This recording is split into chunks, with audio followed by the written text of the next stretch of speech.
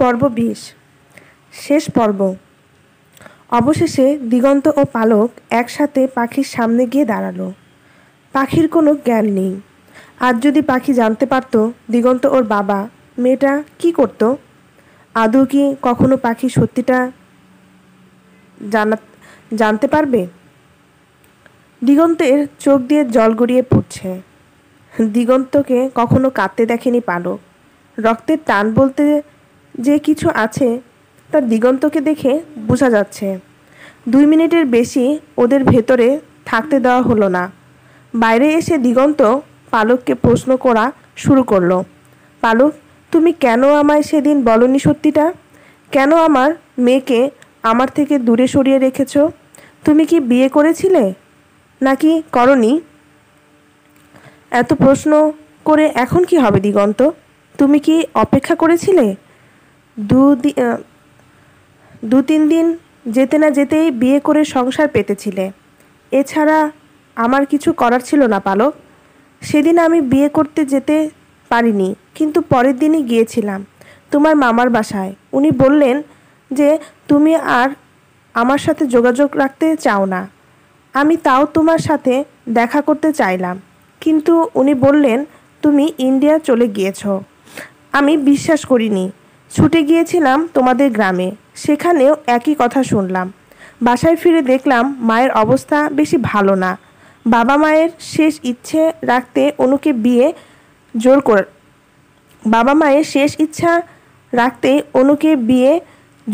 করলেন। বাবা মায়ের শেষ ইচ্ছা রাখতেই অনুকে বিয়ে করতে জোর করলেন। পাগল হয়ে যাচ্ছিলাম তখন। আমি না তুমি ছিলে না অন্য কোনো বন্ধু। পাগল হয়ে যাচ্ছিলাম তখন।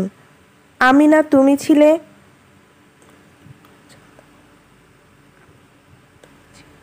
পাগল হয়ে যাচ্ছিলাম তখন। আমি না তুমি ছিলে না অন্য কোনো ভালো বন্ধু। তোমার এভাবে হারিয়ে যাওয়া আমি মানতে পারছিলাম না। তারপর অনুবোধ হয় তোমাকে নর্মাল হতে সাহায্য করেছে। হ্যাঁ, এ কথা অস্বীকার করতে পারবো না। তাও ভালো, কেউ একজন এসে দাঁড়িয়েছিল তোমার পাশে। তোমার কি হয়েছিল পালক, প্লিজ বলো। কি আর হবে, সবই নিয়তি। তোমার বাবা আমার মামাকে ফোন করে শাসিয়েছিলেন। মামা যখন জানতে পারলেন আমি লুকিয়ে বিয়ে করতে চেয়েছিলাম, আরও রেগে গেলেন আমার উপর। আমাকে বাড়িতে পাঠিয়ে দিলেন। আমার কাছ থেকে ফোন নিয়ে নেওয়া হয়েছিল। আর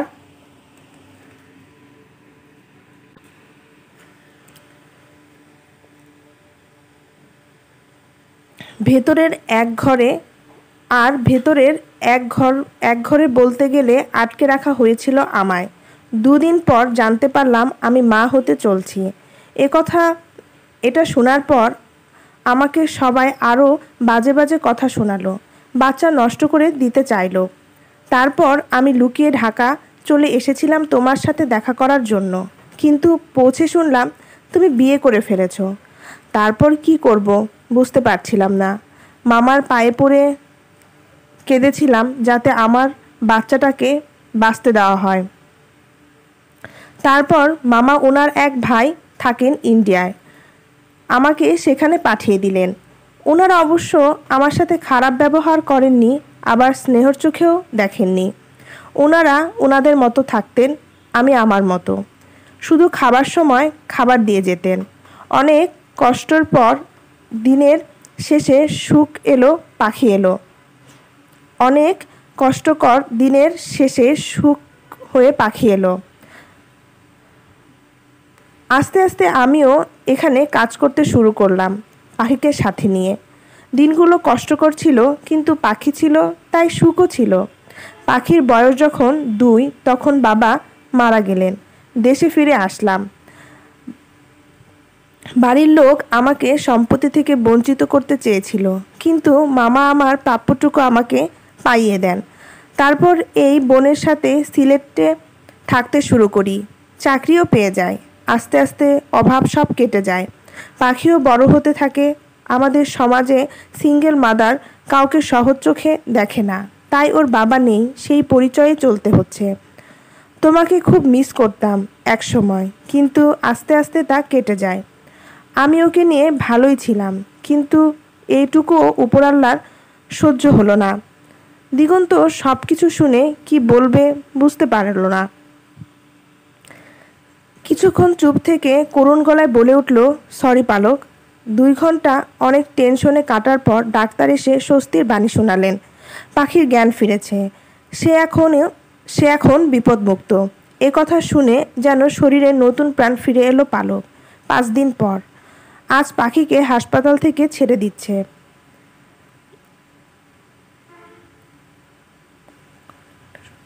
পাখি এখন অনেকটা সুস্থ। এই 5 দিন সবসময় পাখির কাছে কাছে থাকছে দিগন্ত। 1-2 বার পালক লক্ষ্য করে দেখছে অনু আর ওর ছেলে দিগন্তের সাথে কথা বলতে চেয়েও পারছে না। দিগন্ত ওদের প্রতি অনীহা দেখাচ্ছে। ব্যাপারটা ভালো লাগেনি পালকের। আরেকটা মেয়ের সংসারে সে বিপত্তি নিয়ে আসছে কিনা এটা ভেবে নিজের কাছেই খারাপ লেগেছিল। হাসপাতালের বিল মিটিয়ে বাইরে বের হলো ওরা। দিগন্ত বিল দিতে চেয়েছিল, কিন্তু পালক দিতে দেয়নি। বাসায় ফেরার জন্য রাস্তায় গাড়ি দাঁড়িয়ে আছে। পাখি দিগন্তের কোলে ছিল। ঘুমন্ত পাখিকে অতি যত্নে আঁকড়েছিল দিগন্ত। পালক এগিয়ে এসে বলল, ওকে আমার কাছে দাও দিগন্ত। কেন? আমিও তো যাচ্ছি তোমাদের সাথে। আমার মনে হয় তোমার এবার ফিরে যাওয়া উচিত দিগন্ত। মানে, কোথায় ফিরে যাব? সে কি, তুমি কি ভুলে যাচ্ছ যে তোমার বউ বাচ্চা আছে? আমি তোমাদের আমি তোমাদেরও সে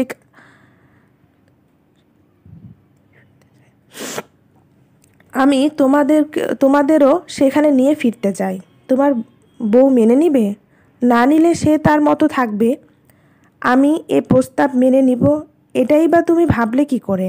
প্লিজ পালক, আমি এতদিন তোমাদের কাছে পাইনি, এবার আর দূরে সরিয়ে দিও না। এখন আর কিছুই সম্ভব নয় দিগন্ত। আমাদের প্রতি তোমার বিশেষ কোনো দায় নেই। আমি এ জীবন চেয়েছিলাম, তাই হয়েছে। অন্যরকম চাইলে অন্যরকমও হতে পারত, কিন্তু অনু ও তোমাদের ছেলের প্রতি তোমার দায়িত্ব আছে।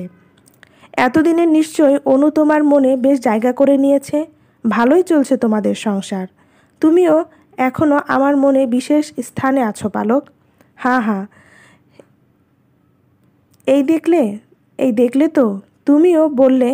তুমি মানে অনু আছে, আবার আমিও। আমি তোমাকে সেদিনও দোষী মনে করিনি, আর আজও করছি না। আমার এই পরিচয়ে এসে ভালো থাকতে অনেক কষ্ট করতে হয়েছে দিগন্ত। আমি চাই না নতুন কিছু নিয়ে আবার লোকে বলাবলি করুক, আর আমার পাখিকে অবৈধ সন্তান হিসেবে জানুক। তাহলে কি পাখির উপর আমার কোনো অধিকার নেই? তা কেন থাকবে না? তুমি চাইলে মাঝে মাঝে ওর সাথে এসে দেখা করে যেতে পারো, কিন্তু ও যাতে এখন না জানতে পারে তুমি ওর বাবা, এটাই অনুরোধ থাকবে। পাখি বড় হলে আমি ওকে সব কিছু বলবো। তখন যদি ও নিজের মাকে দোষী মনে করে শাস্তি দিতে চায়, আমি তা মেনে নিব। কিন্তু এখন আমার মেয়েটা কিন্তু পাখি বড় হলে আমি ওকে সব কিছু বলবো। তখন যদি ও নিজের মাকে দোষী মনে করে শাস্তি দিতে চায়, আমি তা মেনে নিব। কিন্তু এখন আমার মেয়েটা ভালোভাবে সম্মানের সাথে বড় হোক, এটাই চাই। দিগন্ত কোনো কথা খুঁজে পেল না। অতি নরম মনের মেয়ে ছিল পালক। আজ ওর এমন শক্ত রূপ দিগন্তকে বিস্মিত করেছে।